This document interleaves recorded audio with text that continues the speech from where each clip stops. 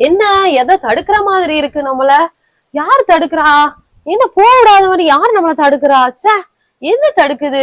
வராங்க. ஆனா வர்றப்ப ஒரு பெரிய தடையை ஃபேஸ் பண்றாங்க. இதுதான் அப்போஸ்தலனாகிய பவுல் சொல்றாரு. 1 தெசலோனிக்கர் 2:18 இருக்கு.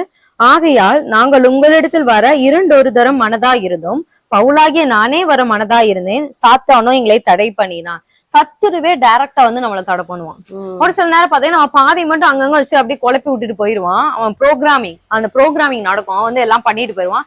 இது என்ன அப்படின்னா அவனே முன்னாடி வழி மறைச்சு நின்றுவான். இது நிறைய இடத்துல நடக்கும். ஒரு எல்கைக்குள்ள போகும்போது எல்லை பிசாசுன்னு வரும். இல்ல ஒரு ஆபீஸ்க்குள்ள போகும்போது, இல்ல புது வீடு நீங்க கட்டி போகும்போதுனாலும் சரி, புது வீடு குறியேறி போறதுனாலும் சரி, அந்த எல்லைக்கு இன்சார்ஜ் ஆன பிசாசு இருக்கும். இந்த மாதிரி அவனே டைரக்டா இது பண்ணிடுவான். அந்த மாதிரி நேரம் நம்ம வேற வழியில அந்த பிசாசுக்கு எதிர்த்து நிக்கணும். நம்ம ஒரு எல்கைக்கு போகும்போது நம்ம ஒரு பெரிய ஒரு தடையை நம்ம ஃபீல் பண்ணணும் வைங்க. பவுல் அதை கரெக்டா கணிக்கிறாரு. கணிச்சு அவர் சாத்தானே நீ தடை பண்ணான் அப்படின்னு அவர் கரெக்டா கணிக்கிறாரு. அந்த மாதிரி நம்ம கணிச்சு அவனுக்கு எதிர்த்து நிக்கணும்.